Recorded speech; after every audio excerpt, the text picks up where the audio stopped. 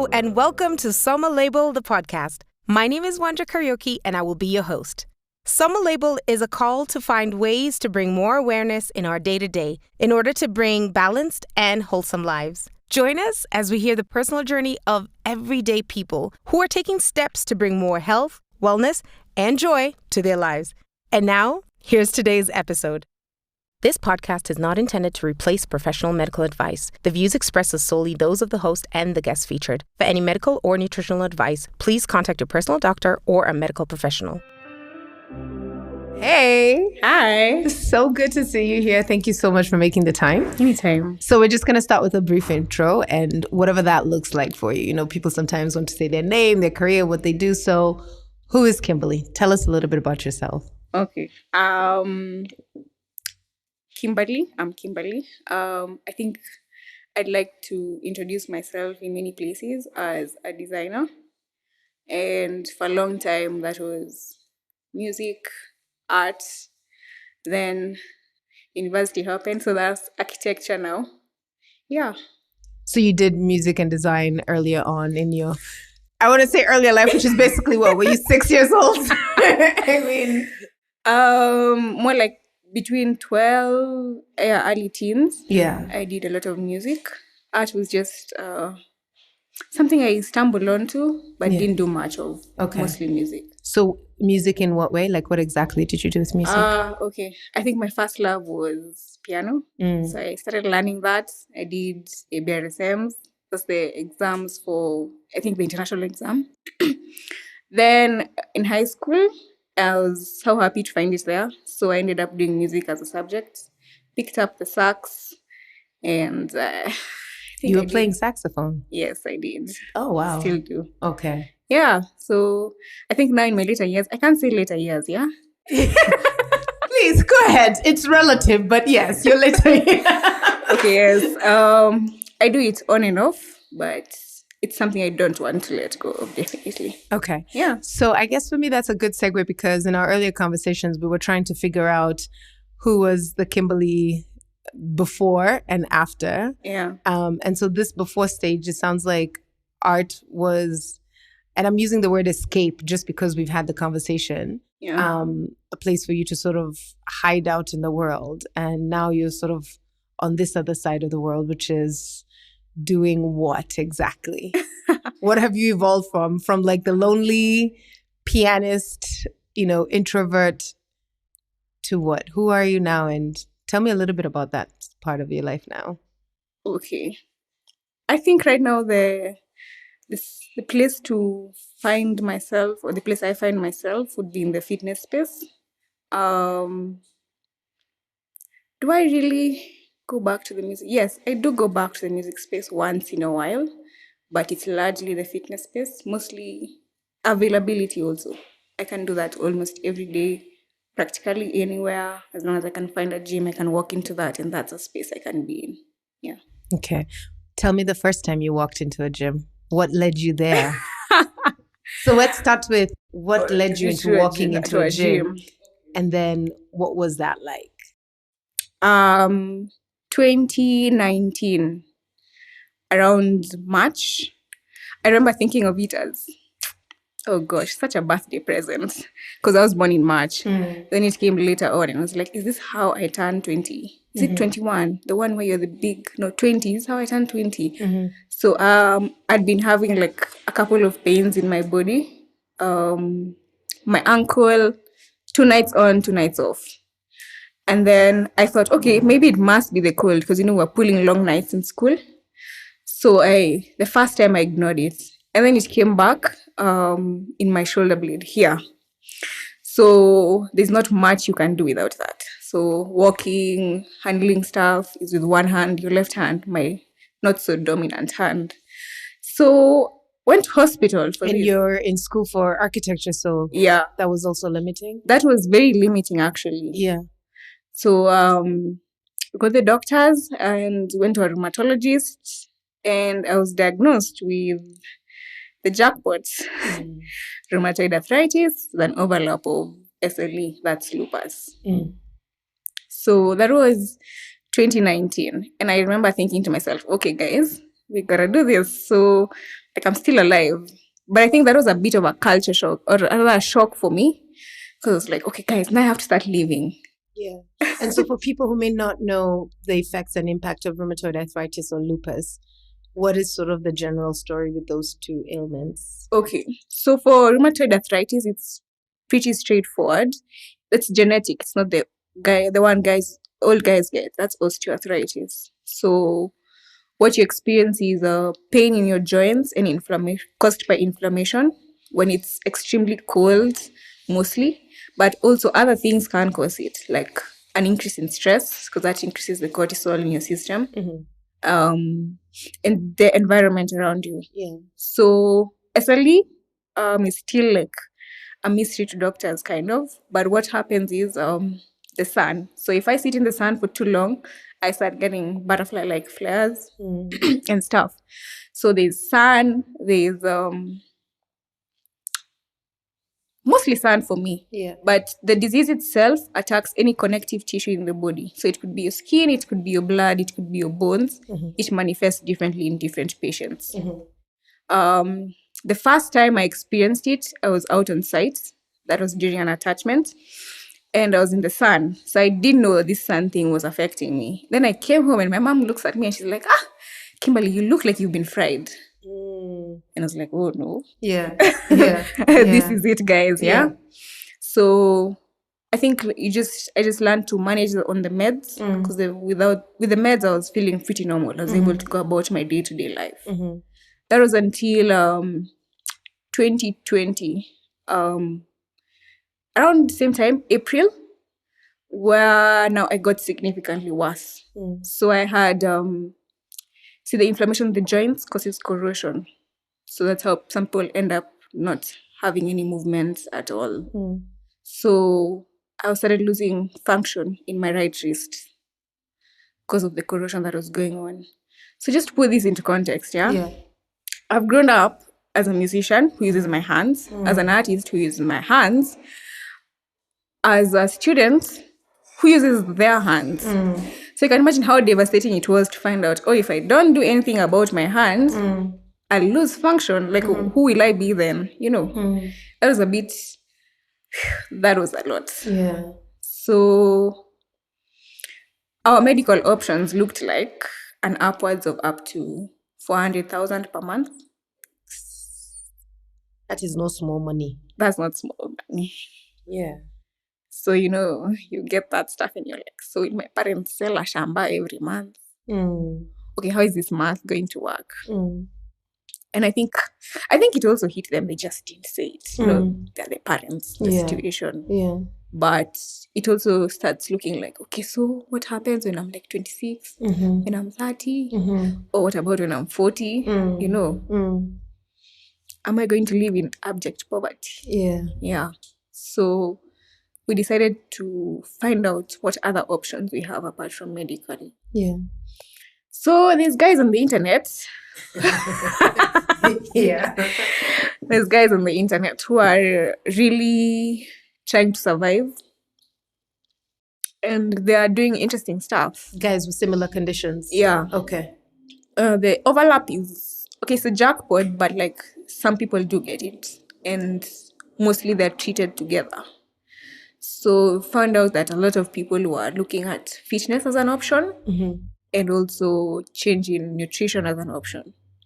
So fitness as an option, the theory behind it is that you need to strengthen your muscles to support your joints. So that means that you increase your muscle mass. Even in your later years, you don't have pressure on your joints because the muscle is able to do most of the work. The nutrition theory is that you clean your gut health, or you clean your guts, improve that health to reduce inflammation going into your system. So that means the food you take in. And then also there's the third aspect of stress and sleep. So the amount of sleep you get directly related to how stressed or not you could be. And that also reduces the cortisol levels, inflammation. It all boils down to inflammation at the end of the day for this. So that is how I walked into a gym, May 17th. Yeah.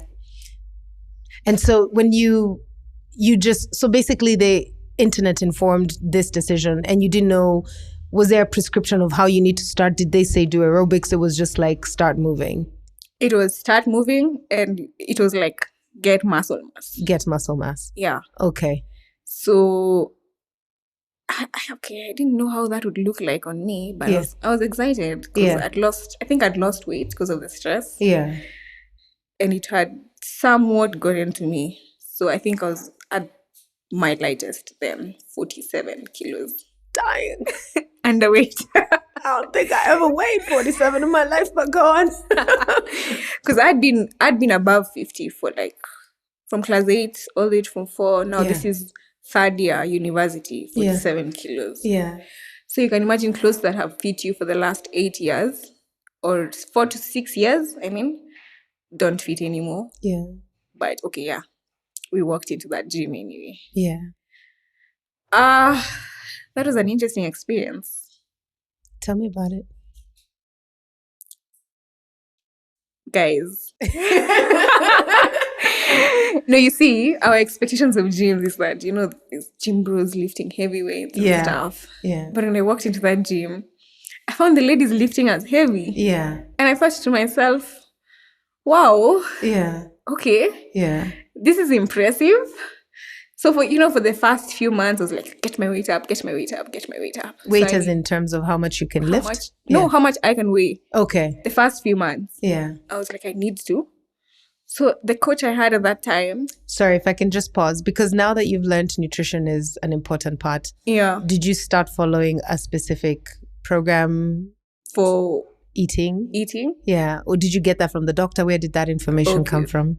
So the information came from the fitness space. Yeah. So, you walk into a gym and ask, what are your goals? Stuff. So I was like, gain weight, gain some muscle mass. Yeah. Yeah. That was basically it. Let me ask you, and this has just come up as you were talking, because most of us, when we're walking into a gym, it's vain reasons, right? It's usually vain. Yes. And you've told me for you it was basically an issue of survival. Yeah. How confident were you, given that you're there for medical reasons, that these people are going to give you substantive nutritional information? Because this isn't just cut carbs, cut calories. Like, yours is a whole different story. How did you trust that, or what was that process like? To be very honest, I wasn't confident about it because, first of all, I had to realize that if I was living this disease and didn't know about this nutritional information, what about this person who's not living with it? So what happened was they'd give you like a set amount of calories to hit for weight gain, yeah? Mm. Wait, the doctor or the coach? The coach, okay, at so the gym. So they'd say, yeah, in the morning you can have this, this, and this. And then you can also have this amount of food for lunch with this and this. So, they'd prescribe like, okay, yeah, you can have a meal of rice with this portion.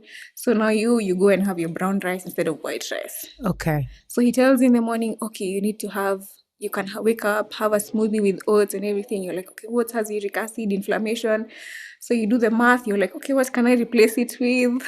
So you had to do a lot of back-end stuff, switching. So where was that coming from? Was that coming from the doctor or your internet people? My internet people. Okay. My doctor wants me to pay 400,000 a month. Yeah. He wants me to pay 400,000 a month. Yeah. So this was my internet, guys. Okay. Yeah. So that was your main source of nutrition. So you would hear one thing and then translate it to another. Okay. Yeah. Okay. All right. So even now we're just on the nutrition side of it all. I think that was the hardest part because I had to cut sugar, processed foods. So no spaghetti, no white ugali. Ugali, it has to come maize, take it to the portion meal. That's what you eat. Because of how quickly these spike your blood sugar and increase inflammation. Yeah. Okay. So you're taking, Georgie, this brown rice. Yeah, I remember you saying the first time you ate. I would tell that story. You guys have no idea. Yeah. I think you need to learn how to, like, if there's one thing that taught me, okay, for you to make life interesting, it's brown rice. It's up to you to make your life interesting, yeah? Yeah. Because that does not taste And I can imagine, because I was not eating a lot of red meat. I'd cut down on my red meat. I was increasing the white meat. But you can only have so much white meat. So I was also looking at legumes. So the day I have brown rice and something like dengu on my menu. Thoughts of horror. Yeah, so I think the adjusting was very hard. But after like 3-4 months, I felt the change in my body. Like, you know how sometimes you can't forget to take your meds and your body reminds you with some small pains and everything. Those had gone away. Like, those had significantly From the reduced. food. Amazing. From the food and the fitness. Okay, we have to find out which one it was like later on in life. Yeah. But the two really made a significant difference. Okay, so that means before you started the fitness and the nutrition, when you would miss the medication, you would feel it. Yeah. But then after the food and nutrition, the nutrition and the fitness, the days you wouldn't do your dosage, you found that it was actually not as painful, or what was happening? Okay, so it's a joke I make and people think I'm always joking, but it's the truth. Yeah. My body needs time to defrost in the morning. Interesting. So I started realizing, okay, we're taking less time to defrost. And the defrosting, is it sort of like what's that sensation? Like, talk me through that. It's like, have you ever had like a manual car and then in the morning you need to start it for like warm up. Warm up for like 10 minutes before you get out. Yeah, like that. So you need to like wake up, kidogo, warmth into your joints. Okay. So you just feel stiff and like cold, and then it's okay. Literally defrosting. Okay. Okay. Yeah. New word. Okay. Yes. Okay. So that was the nutritional change. Yeah. And so once you started that, the defrosting was taking less time. Defrosting was taking less time, even when the effect time of the medicine wears off, because like after every 12 hours, you'd start feeling the pains coming back. But then now it would take longer for me to feel the wear off of the medicine. Good. So that was a nice feeling.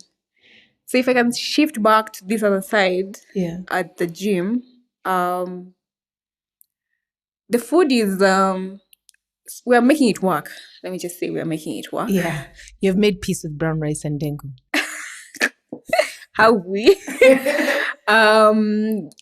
What changed significantly, I think, in those 3 months was my goals at the gym also.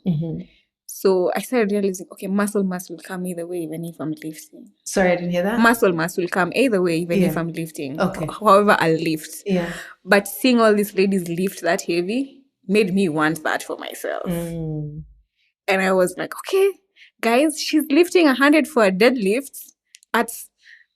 She looks very small. She doesn't look like muscular or anything, but she's strong. She was called Dorian. Dorian Mongare. Yeah. I hope wherever she is, she's still lifting. All right, message to Dorian. Okay. Okay.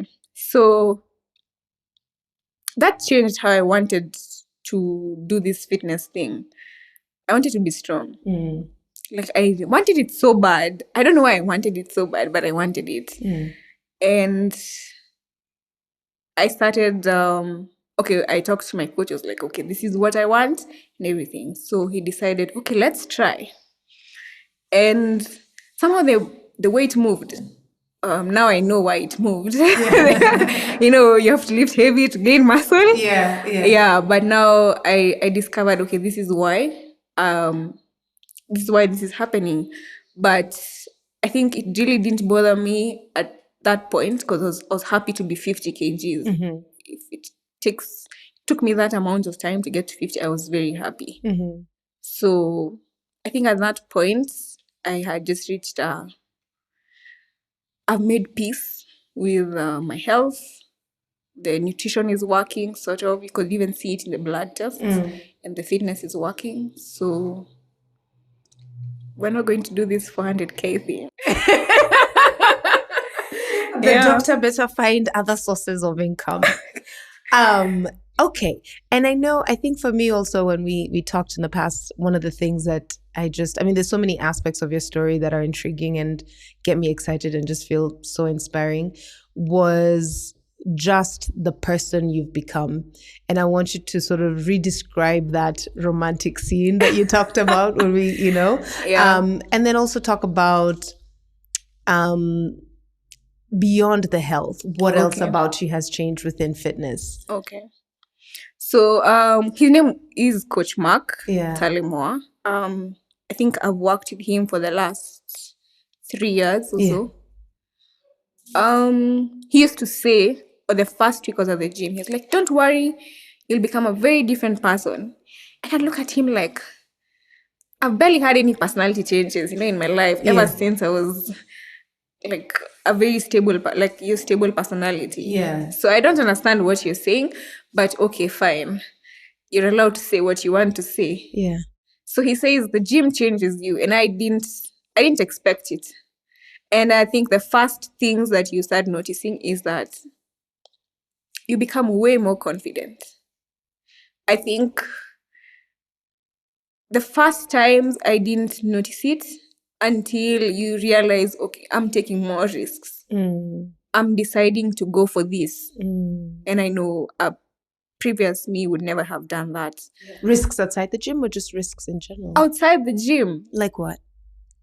Like what? Okay, I don't want the R-rated version. I'm just asking. Okay. Like, tell me something like you would never have done. Okay. That after going to the gym, now this confidence gave you the sense that I can actually do this. That I can actually do this. Yeah. I think joining student leadership was something I never thought to do. Wow. I've always shied away from that.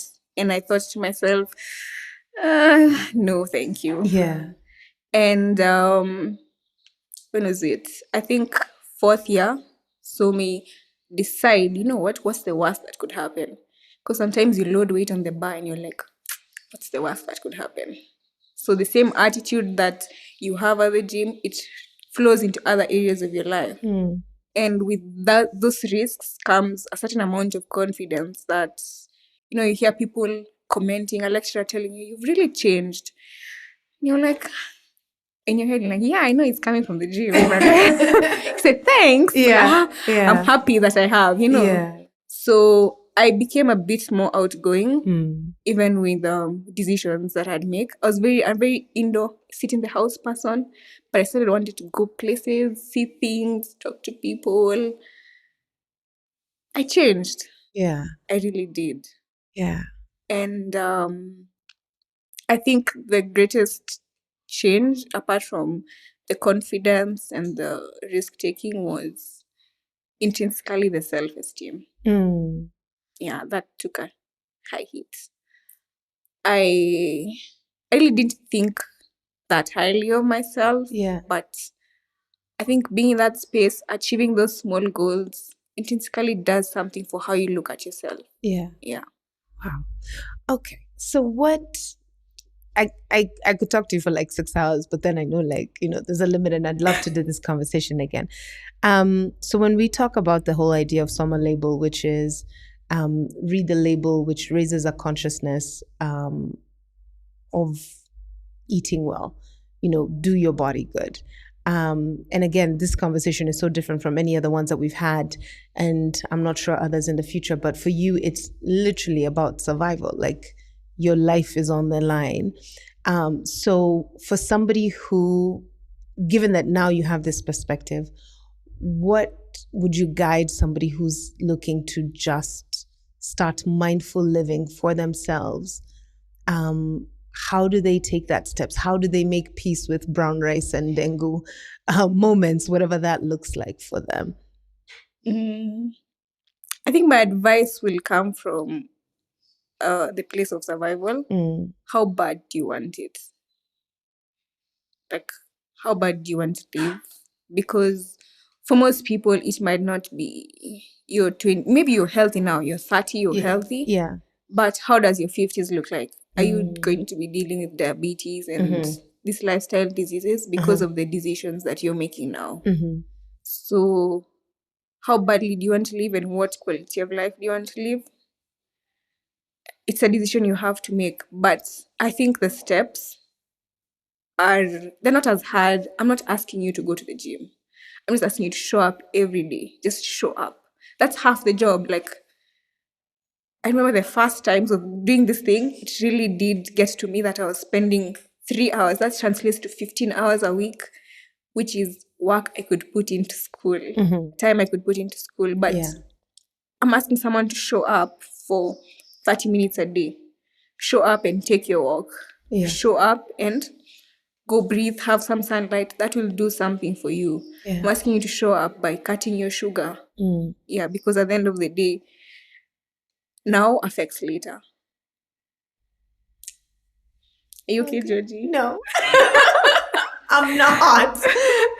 Because I don't know. Yeah, there's a lot going on. It's just because for me, it took me a while to realize what a privilege it is to be able to have the time, the resources, the mindset to show up, right? Whether that was just in the food labels or whatever. And it's both inspiring hearing you say about, the importance of showing up, because I have people close to me who I wish they could just take that one step to show up for themselves, right? Because quality of life, it's when you're in your 20s, your 30s, your 40s, your 50s, your 60s, or whatever, everything you do now leads up to that. And what does that look like? And how badly do you want that end of life or that phase in your life to be something better than what it is now? So I don't know. I guess it's just like a mix of emotions and just being so grateful that you have that epiphany and just really wanting it for some people in my life, I think, is what I'm struggling with. I don't know. It's a lot. Yeah. I think showing up is,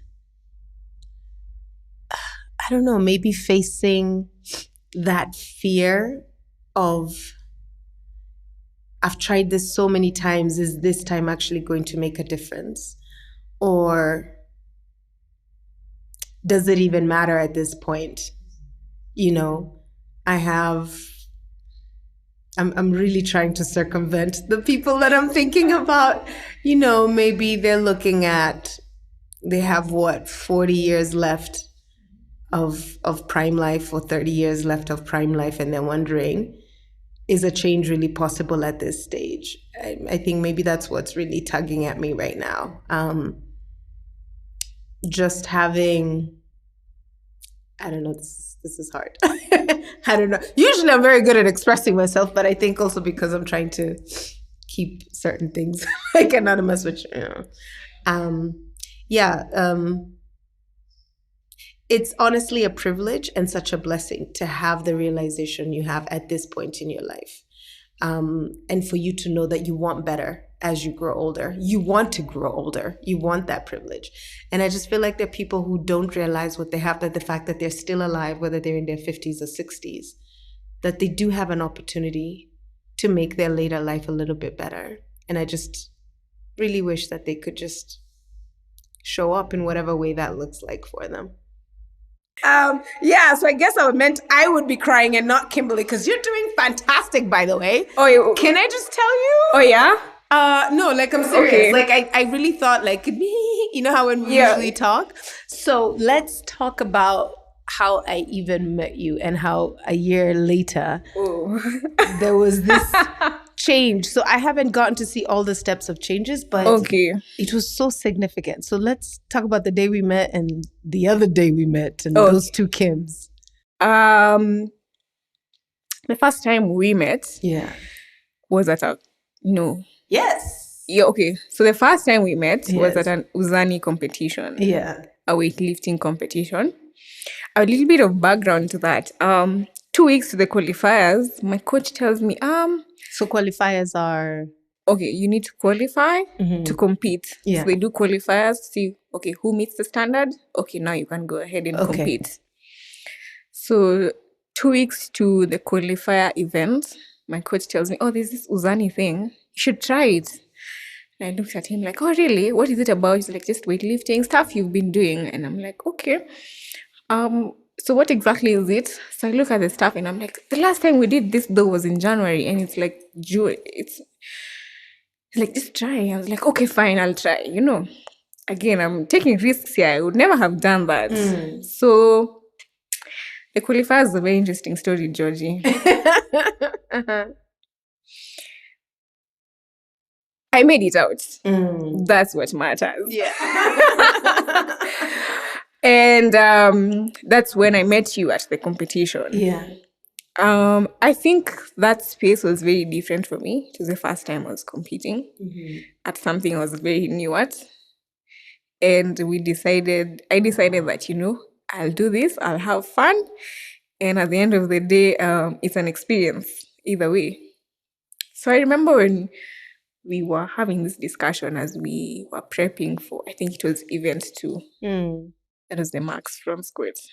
Yeah, where you have to leave a really heavy weight in front of you and squat with it. Yeah, as opposed to back squat. And I think that's the first time I actually took notice of you because we really talked about what we wanted to achieve on that event, which was basically my body weight for me. Yeah, because you could barely, was it like 45 you were struggling with? Yeah, 45. I was 45 kilos. Like you could barely put that up. Okay, 45 was going up comfortably. Yeah. And then I was like, okay, let's hit 48. If 50 goes, that's it. Yeah, like that's as far as you could go. Yeah. Yeah. But I think adrenaline is good, yeah? Yeah. Extremely good. Yeah. Because what did we do? I think we did 63. Oh, you ended up 63. I thought it was 55, but yeah, okay. 63. Yeah. It's very surreal. Like, yeah. Very. But the crazy thing for me was I remember your mindset at that. And then for people who may not know, the event we competed in was more for the people who couldn't really do the Olympic weightlifting, the main event. Fast forward a year later, you're like doing 20 kilos more and everything. Now you're competing in the main event. What happened in that 1 year? What was that growth like? Okay. I think a lot happened in that 1 year. In terms of, because that's a fitness journey and also a mental journey. Mentally, I went through a lot of changes onto that shaped how I look at my fitness. Because previously, remember, I wanted to be strong. And then, Georgia, I got strong and I got so jacked. Yeah. I got so jacked in my upper body. Like my shirts, they loop and then now you're fitting into them. Yeah. And it started shocking me a bit because, you're looking at your friends and you're like, guys, I have more muscle than the guy friends I have. Yeah, that's a problem. Yeah. So I remember having a conversation. I think just after our first competition, there were a series of other competitions where I met a former high school mate called Ivy Tirok. Yeah. And we were having this conversation on body image and athletes and how we looked jacked. Admiring your supple muscles. And that moment is very romanticized because the sun was setting at Alpha Fit Gym and a competition was going on, and on the floor was these ladies who are looking so nicely. Muscle definition is at 100, Shireri, Angelica, and these are big names in the fitness world in Kenya, for those who may be wondering. These are our heroes. And she said they're beautiful because of how they look, and how they look enables them to do what they want to do in that space. Like their bodies they enable them, like they have massive power. Their lats and their back and shoulder muscles are propelling them to do great things in that space. So I remember that moment, but I also remember that's when it changed how I look like. Because I was about to start lifting small weights. Yeah. Yeah. And I think that changed also how I looked at weightlifting, because a lot of it had worked my upper body into looking how it did. Yeah. And I decided to do this last competition that we met at again as a tribute to my coach, because he left to do something else outside the country. And I thought, okay, you introduced me to this fitness space. You introduced me to CrossFit that I enjoyed, paved the way to weightlifting where I feel most at home. So I owe you this, And for a very long time, I wanted to do the barbell fitness category. Yeah. Because, that's why I felt comfortable. The easy one, yeah. Let's be honest. Okay, it's not easy, but barbell fitness is not the main weightlifting. Yeah. Yeah. Because, for the main weightlifting, the hall goes silent. And it's just you there and people looking at you. And you're the main act. Yeah. And it's the nerves and everything. And I thought, phew, guys. So, he asked me, like, you did that last year. It's no longer a challenge for you anymore. Yeah. Why don't you just graduate to this? Yeah. And he was like, you'll just snatch your honest 30 kilos. Yeah. And that's your best. Yeah. And I just thought, okay, yeah, I can just, my best. Whatever that looked like. So that's how I ended up at Uzani weightlifting, where we met again. And yeah, I'm much stronger now. Yeah, you definitely are. And then just in closing, or just as we wind up, a couple of things that you said that stand out to me.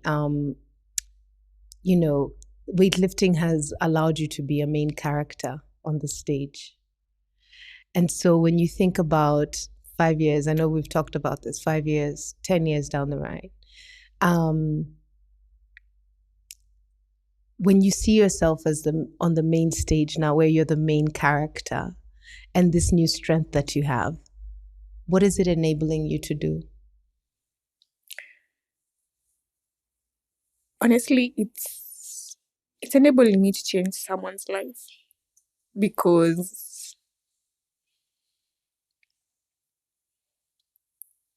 because you know better, you do better, but then also because you have that knowledge, you owe it to pass it on.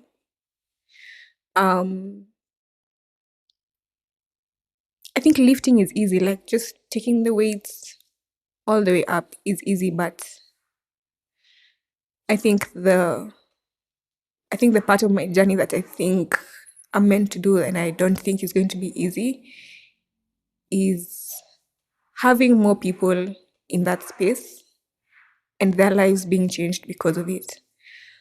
I'm not talking about sick people, because 90% of the people, even we work out with, don't know what we are dealing with.